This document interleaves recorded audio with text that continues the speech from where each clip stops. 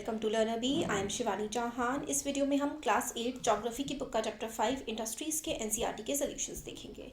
पहला क्वेश्चन है what is meant by industry. तो इंडस्ट्री क्या होती है? तो देखिए इसका आंसर है industry refers to an economic activity that is concern with the production of goods like the iron steel industry, extraction of minerals like coal mining industry and the provision of services like the tourism industry. तो industry कोई सी भी हो सकती है जहाँ पर कुछ production हो रहा है, जैसे कि बिस्किट्स बन रहे हैं या फिर स्कूटर बन रहे हैं या फिर कोल निकाला जा रहा है ज़मीन में से उसकी माइनिंग करके, है ना। बहुत कुछ जो बहुत सारी हमें क्या दिखती हैं, फैक्ट्रियाँ दिखती हैं, ये सारी की सारी इंडस्ट्रीज़ ही होती हैं। सर्विस इंडस्ट्री भी होती है जैसे कि टूरिज्म इंडस्ट्री। आप अपने घूमने के लिए पैकेजेस बुक करते हैं, होटल्स बुक करते हैं, तो वो सारे के सारे टूरिज्म इंडस्ट्री में आते हैं। नेक्स्ट देखिए क्वेश्चन है what are the main factors which influence the location of an industry. Industry की लोकेशन किस किस वजह से इन्फ्लुएंस होती है? तो location of industries is affected by availability of raw material, land, water, labour, power, capital, transport and market. तो देखिए इंडस्ट्री लगेगी तो रॉ मटेरियल होना चाहिए। एग्जाम्पल के लिए अगर कॉटन मिल लगानी है ना, तो कॉटन मिल लगाने के लिए आपको क्या चाहिए? रॉ मटेरियल हो जाएगा कॉटन। तो जिस एरिया में आपको कॉटन इजीली अवेलेबल होगा वहीं पर ही तो आप अपनी इंडस्ट्री लगाएंगे और ज़मीन पर ही तो लगाएंगे। पानी भी बहुत ज़्यादा इस्तेमाल में आता है, काम करने वाले लोग, लेबर होनी चाहिए, इलेक्ट्रिसिटी होनी चाहिए, पैसा होना चाहिए, सड़कें अच्छी होनी चाहिए और जो आपका सामान बना है वो ईजिली आसपास के मार्केट में बिक जाए, ये भी होना चाहिए। तो ये सारे फैक्टर्स होते हैं जो कि किसी इंडस्ट्री की लोकेशन को इन्फ्लुएंस करते हैं। Land, labour, raw material, power, capital, transport और market. Which industry is often referred to as the backbone of the modern industry and why?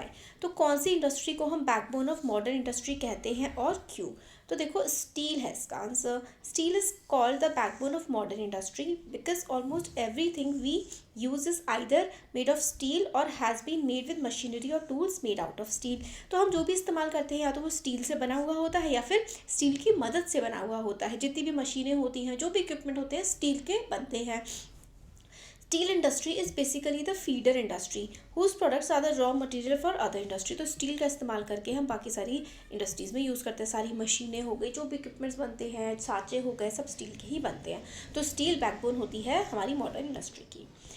Y has the cotton textile industry rapidly expanded in Mumbai. तो मुंबई में ही जो cotton textile industry थी वो क्यों फैली? तो answer है इसका warm and moist climate, proximity to the port, easy availability of raw material and skilled labor helped in the rapid expansion of cotton textile industry in Mumbai।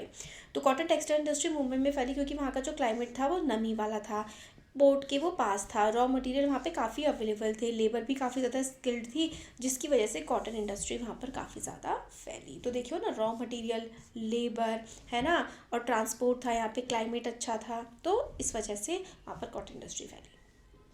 Similarities बतानी है, समानताएं, जो कि आईटी इंडस्ट्री की बेंगलोर और silicon valley California की हैं। तो देखो Bangalore is located on Deccan plateau और सिलिकॉन वैली जो है वो रॉकी माउंटेन्स के पास बसी हुई है, वो भी एक मतलब प्लेट्यू वाले रीजन पे ही है। Mild climate through out the year, pleasant climate, मतलब वहाँ का क्लाइमेट अच्छा है दोनों जगह का, बेंगलोर का भी और सिलिकॉन वैली का भी। Close to educational, scientific and technological centre, वहाँ पे आसपास जो है बहुत सारे कॉलेजेस हैं और रिसर्च स्टेशंस वगैरह हैं। Close to major roads and airports, तो एयरपोर्ट्स के पास हैं। Good access to market, market के पास है और स्किल्ड वर्कफोर्स है। तो यही सारे फैक्टर्स किसी भी इंडस्ट्री को इफेक्ट करते हैं। Tick the correct. और fort Gloster is located in तो West Bengal. Next natural fibre कौन सा है इनमें से? तो जूट इसका आंसर हो जाएगा। देखो नेक्स्ट क्वेश्चन नंबर 3 है, डिस्टिंग्विश करना है, भेद बताना है एग्रो बेस्ड इंडस्ट्री और मिनरल बेस्ड इंडस्ट्री में। तो देखो एग्रो बेस्ड इंडस्ट्री, एग्रो यानी कि एग्रीकल्चर से रिलेटेड इंडस्ट्री। तो agro based industry use plant and animal based product as their raw material. Example के लिए एनिमल की स्किन का इस्तेमाल करते हैं, क्रॉप्स का इस्तेमाल करते हैं, जैसे कि कॉटन मिल जो है वो कॉटन से कपड़ा बनाती है, तो वो एग्रो बेस्ड इंडस्ट्री हो गई। एग्जाम्पल के लिए leather industry, food processing industry हो गई। मिनरल बेस्ड इंडस्ट्री जो कि मिनरल ओर्स का इस्तेमाल करती हैं, जैसे कि आयरन ओर का, लाइमस्टोन का।